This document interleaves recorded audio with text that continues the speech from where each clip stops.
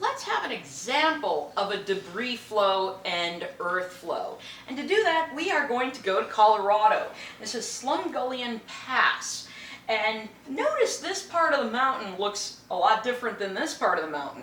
And that's because around somewhere between 700 and 800 years ago, this part of the mountain collapsed in a debris flow. It was made from all kinds of different material like ancient volcanics and muds and stuff like that. And what we can see right there is the part we were looking at before, and right here is that debris flow. And this is what the surface of the debris flow looks like. It has this what we call hummocky topography, this very irregular surface. And you can see some of the trees are getting weirdly tilted and stuff, and some of them are dying. And that's because even though this debris flow happened 700 to 800 years ago, it still moves today as an earth flow. So if there's a nice wet year in that area, it will still be shifting and moving around. This is what we call the toe of the debris flow. That's the end of it. So what happened is this debris flow flowed into the river valley of the San Cristobal River, and it actually dammed the river and created the second largest natural lake in Colorado. This is a Google Earth image where there's where the debris flow began, and there's the debris flow. And here's that San Cristobal River valley, so you can see that debris flow flowed into there. And here's the road that I drove on to get all those photos. And the state of Colorado still has to redo that road every few years because this whole mass is still shifting as an earth flow, even though it's, like I said, been several hundred years since it initially occurred. So there we have debris flow and earth flow. Now there are other types of flows, like we've already talked about in volcanic activity. You can have a pyroclastic flow, and that's where the fluid that's helping the material move is not water, but instead it's hot volcanic gases. And of course we talked about this being incredibly fast, potentially. And then we have what's called an avalanche. Most people think avalanche has to be snow. It doesn't, even though it's most commonly snow. An avalanche is a flow where the fluid that helps the material move is air, like the air we breathe, not water. These are also have the potential of being very fast. Like I said, it doesn't have to be snow. It can be debris. It can also be the stuff that's left behind by glaciers called loess. You can have loess avalanches, but yes, most commonly you have snow avalanches. All right. Now another type of mass movement that we can have is something called soil creep. And soil creep is the gradual downhill migration of soil. And to see why this happens, we need to actually zoom in on a hill slope. So there's my hill slope. And we have a single soil particle that we're going to pay attention to. And it's sitting right there. Now earlier in lecture, I mentioned this thing called frost heaving. Okay? So what happens in this soil? Soil has some water in it. It's called soil moisture. And if you are in a place where it freezes, that soil moisture will freeze, and when it freezes, it expands. And that makes the whole slope get a little bit bigger. And when it gets a little bit bigger, it lifts this soil particle up. Right? Lifts it up. Well, it's not going to stay frozen forever. When everything thaws, the soil is going to settle back down. But now gravity pulls this little soil particle straight down, so it has moved to here. And then it'll freeze again and get lifted up, and then it'll get pulled straight down again. So over time, this tiny particle of soil is slowly moving down slope. Now that is not affecting just that one single particle of soil, it's affecting the whole hill slope. So you have all of this soil just very, very gradually moving down slope. And how slow can this happen? Well, you're not going to watch it happen. We're talking millimeters to maybe a centimeter every year. So it's very, very slow, extremely slow. But you can see the effects of it. So if you're ever driving through the mountains or someplace and you see all these trees with these bent tree trunks, that's because soil creep is happening.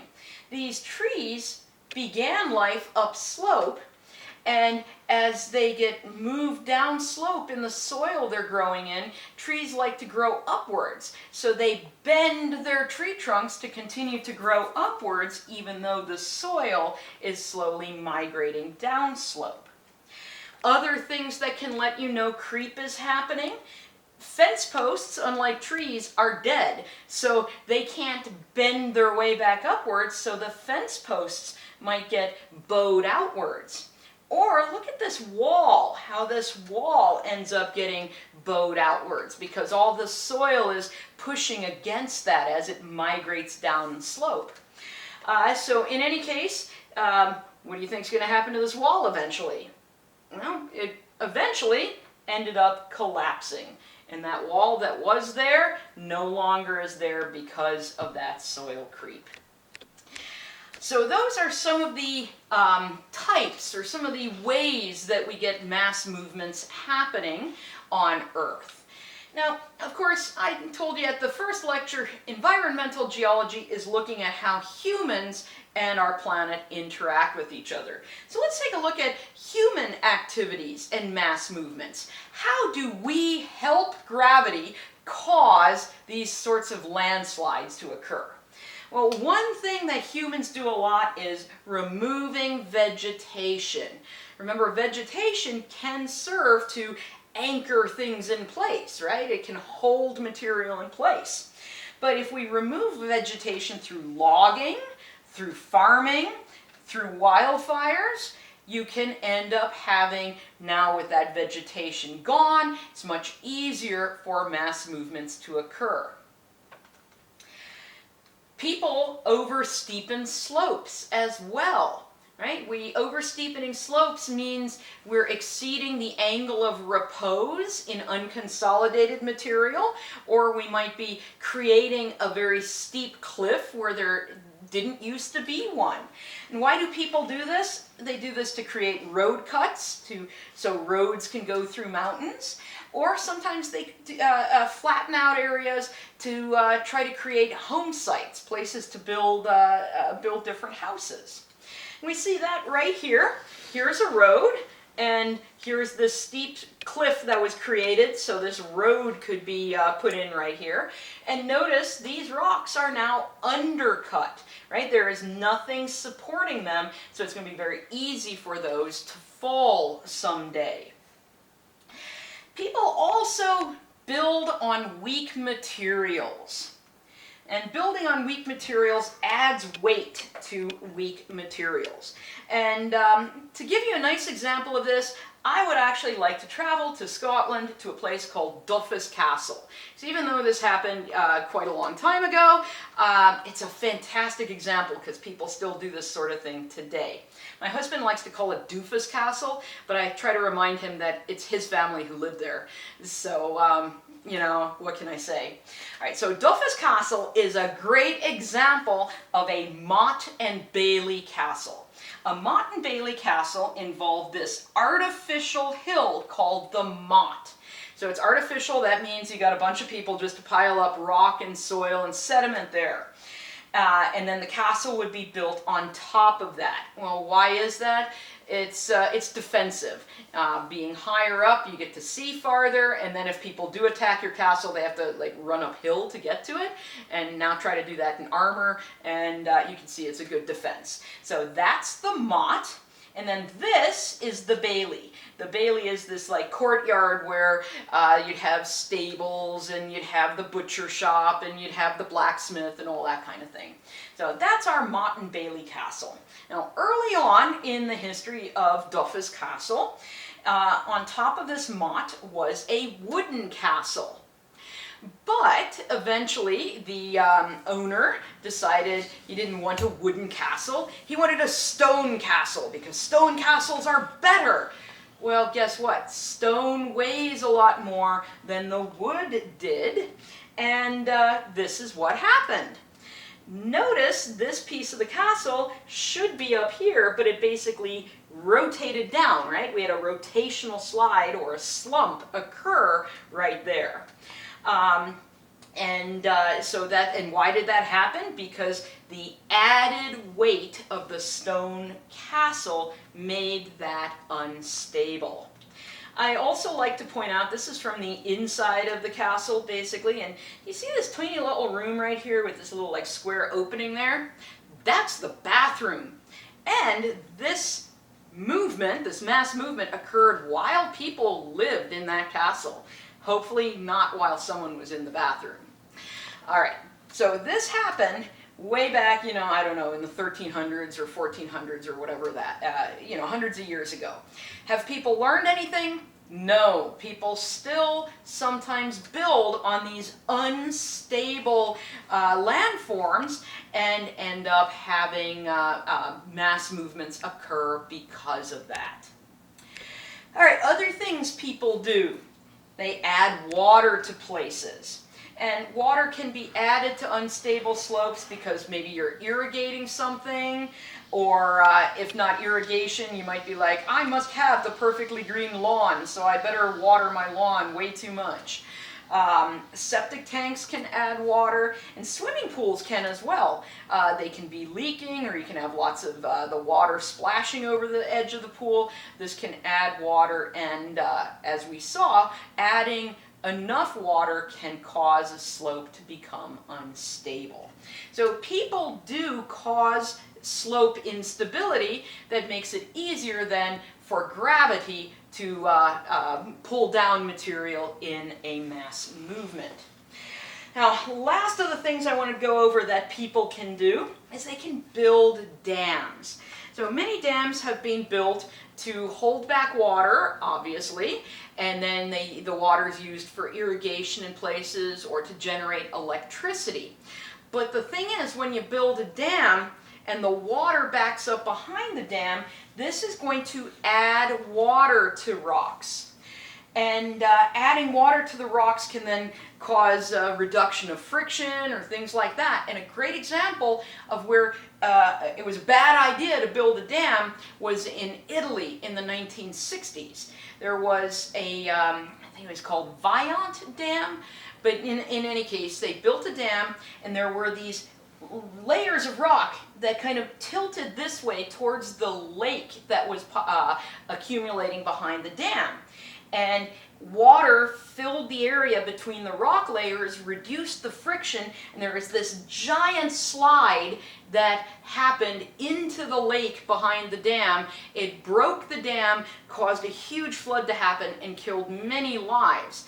And that's simply because the water accumulating behind the dam ended up altering the characteristics of the rocks, reducing the friction between the rock layers.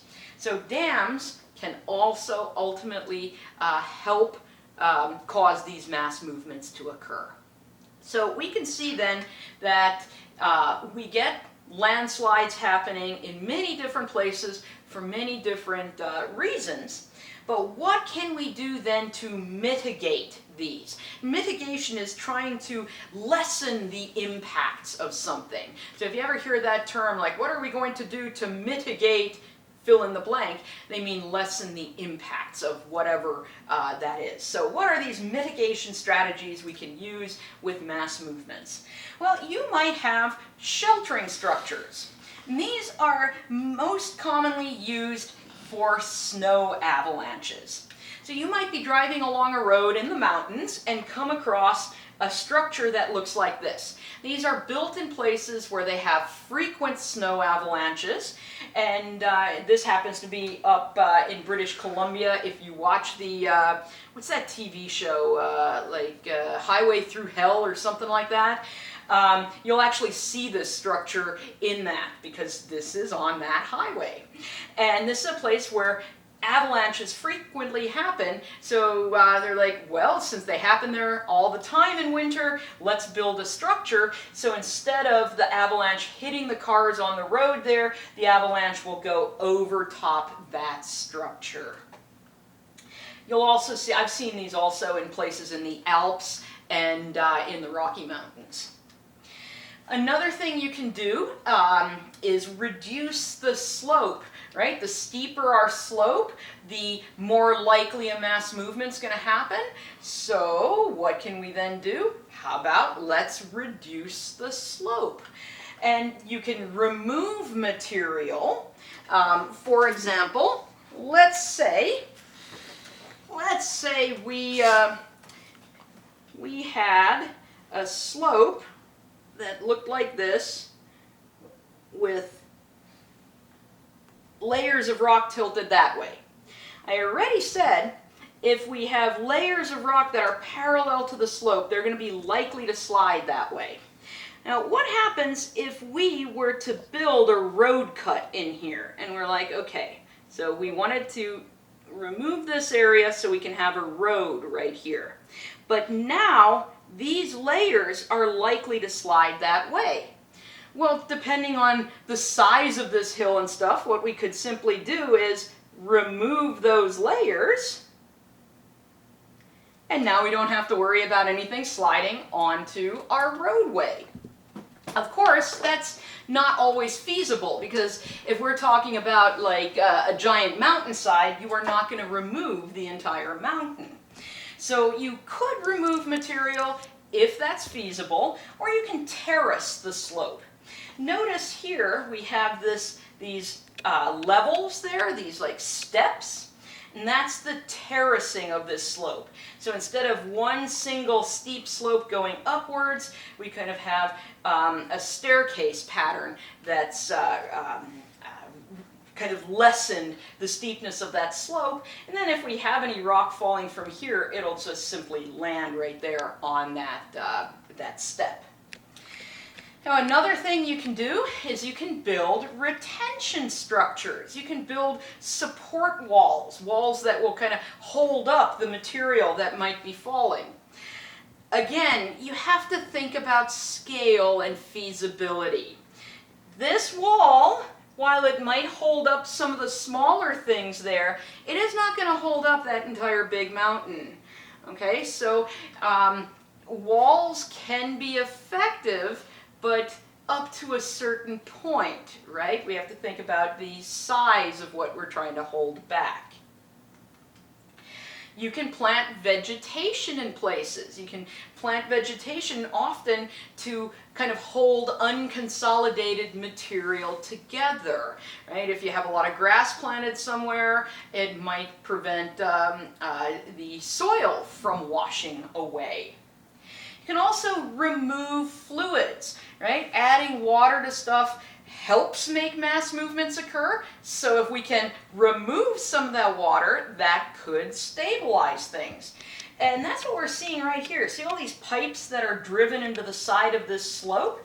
Well, if a lot of water gets in there, it will collect that water and it'll flow out of that slope, removing that fluid and hopefully stabilizing things there. And then you can also use rock bolts. Rock bolts, if we were to go back to my example here, right, where we had my road right here, and let's put the slope back on, right, and we're concerned about this layer sliding this way, we could actually drill into it and bolt these layers together, hold them together. You know, put a couple rock bolts in there, holds those together, because it's less likely that all of these things are going to slide when they're put together like that. So what do rock bolts look like? Well, let's take a look at this. Rock bolts are also used in mining to prevent the roof or the sides of the mine from falling inwards or downwards. And so basically you drill in there, they expand, so they lock tight there, and then they would hold, for instance, this layer to that layer and prevent them from separating. And so you can stabilize an area with these rock bolts holding things together. We can also stabilize things using mesh, like this. Sometimes you'll drive around, you'll see this chain link fence, and what that's there for is to hold rock falls in place. So instead of, a big a boulder or some kind of rock from falling down onto the road here, it will get stuck behind that mesh. Now again, this is effective up to a point. If you have a giant boulder, it's not going to be held back by that fence. But for smaller things that can cause significant damage, this can be effective. Go ahead and stop there.